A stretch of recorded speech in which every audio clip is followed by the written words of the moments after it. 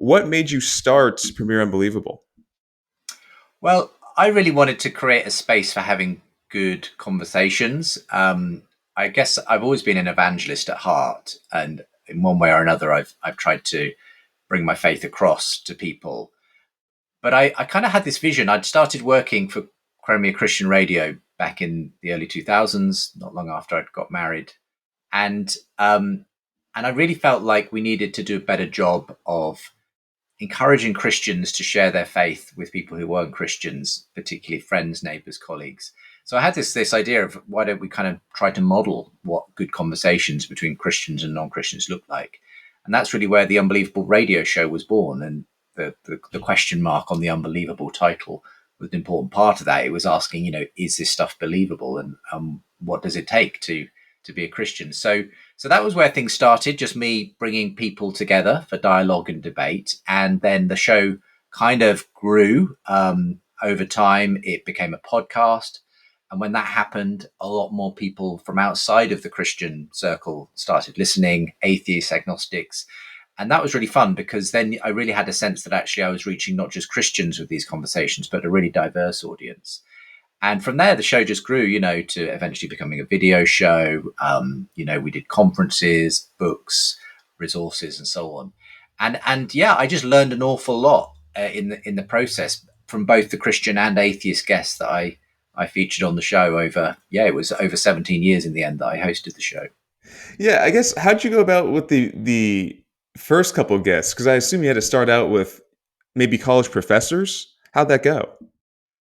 Well, I was kind of very new to it all when I began. I mean, I was only in my mid 20s when I started the show. I barely knew the word apologetics, let alone any actual apologists. And so I was kind of just starting out, and this was really in the early days, even of the internet. It was not a kind of time when you immediately had access to a lot of names and people and so on.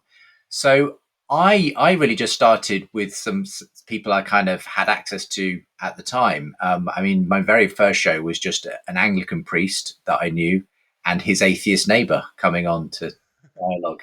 And so it was as simple as that. But I guess I just started inevitably to bump into some of the key names in theology and apologetics in the months after that. So I eventually, was able to reach out to people like William Lane Craig, who, became a very well-known Christian philosopher and debater. Um, Theologians like Alistair McGrath, who were at Oxford University in the UK. So I began to sort of connect with some of those people as the show began to take shape. But there were an awful lot of people you would never have heard of who came on the show as well, and often did a really fantastic job. The non-Christians, again, I think it took a while for people to sort of drop their defenses a little bit. I think a lot of the time when I was inviting atheists and agnostics on the show, they were a little bit uncertain what they were being invited to, because they were like, is this a setup? Am I going to be preached to? Is this going to be a kind of, some kind of trap almost? But I think the more that we hosted these radio shows and then podcast episodes and so on, the more I think the word got out that actually, no, this is, you're safe if you go into this environment. You'll be treated fairly. They're open to debate and dialogue, and so I think the show kind of, hopefully, as the years went on, it became easier and easier to invite people on because people had gotten to know about the show, and it became not so difficult to persuade them to get involved. Yeah, and you've had on obviously Jordan Peterson, William Lane Craig, Bart Ehrman, N.T. Wright, a lot of brilliant, brilliant minds. I'm sure you get this question quite often. But what moments or debates or discussions really stick out in your mind when you reflect on those times? Oh yeah, it's a bit like asking me to choose between my children, honestly, because they're all so great and they're all great in different ways. I guess some of my favorites include, yeah, there was one very memorable one in 2019, which is by no means the most popular show in the archive, but it was one of my favorites, and it was the historian Tom Holland joining me to debate atheist philosopher A.C. Grayling. It was part of a series called The Big Conversation. And for those who don't know, Tom Holland has a very interesting story himself, because he wasn't exactly coming on as the Christian guest, but he'd written this fantastic book, Dominion, which laid out as a secular historian his case for why essentially the moral instincts of the West come from Christianity. And I had just been reading A.C. Grayling's magnum opus at the time, A History of Philosophy. And the very opening chapters of that book kind of absolutely rip into Christianity and its history and so on. So I knew that if I could bring these two together, it would be an interesting conversation. And so it proved. The sparks really flew in that conversation. And it's one of the more kind of exciting, sparky kinds of conversations that I've had the pleasure of being in the middle of, because these were two brilliant thinkers. And it was just such an interesting conversation, especially because Tom Holland, as I say, wasn't exactly standing in as the Christian, but nevertheless, he was very much defending the way in which Christianity has shaped the West. So that was a very memorable debate to be in the middle of. But I've also really enjoyed some of the more kind of friendly, congenial kind of conversations. Again, around the same time, I went out to California and hosted an on-stage discussion between a Christian thinker called John Lennox, who's quite well known, and Dave Rubin, who's like a YouTube talk show host, sort of secular Jewish guy. And again, it was completely different to the other show I've just described, but because it was like almost, it felt like you were eavesdropping on a really interesting personal conversation. But it almost felt like, it was quite significant for Dave Rubin that there was this kind of openness to the idea of faith. He himself was going on a journey. So those two shows kind of demonstrate how different the conversations could be. And they were both really engaging and very memorable for different reasons. Could you pinpoint who the most intelligent person you ever had in the show was? Wow. That's an interesting question. I mean, it depends how you measure intelligence. There's such a thing as emotional intelligence, as I'm sure you know. So I wouldn't say intelligence is all that it's about.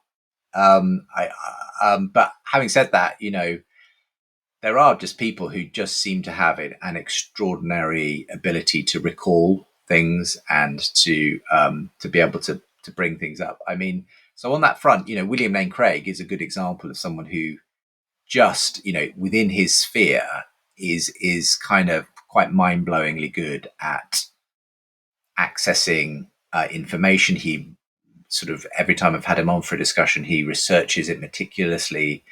He really does his homework.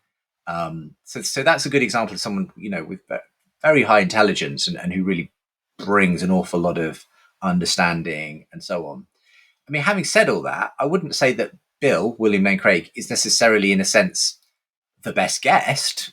He's a great guest, but because, in a sense, sometimes depending on who's on the other side of the conversation, you don't just want that kind of brain on her legs kind of approach. You want something that's maybe a little bit more conversational, a little bit more empathetic and relational.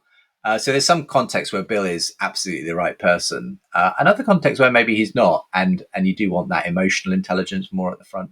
So it does depend, as I say, on your definition of intelligence. But yeah, I mean, Bill Craig easily up there as hugely knowledgeable, intelligent, proficient debater. And I've just actually recorded another show with him for my new podcast. Where he's kind of in debate mode with another philosopher, and it is always sort of just something extraordinary to watch when he's kind of at the peak of his powers and doing that stuff. Are you able to share who the other philosopher is? Well, yeah, depending on when this show airs, Devin, I don't know whether this show will have gone out or not, but we've just recorded an episode of my podcast, The Surprising Rebirth of Belief in God, and it'll air in early April. And it's William Lane Craig in conversation with Philip Goff, who's a panpsychist philosopher, but has been on an interesting journey himself from atheism to a form of theism. He's kind of said that he now believes in a sort of God of limited power and a form of Christianity. So they had a really interesting conversation, Bill really putting him through his paces philosophically and theologically. It was a very spirited debate between them. So yeah, look out for that.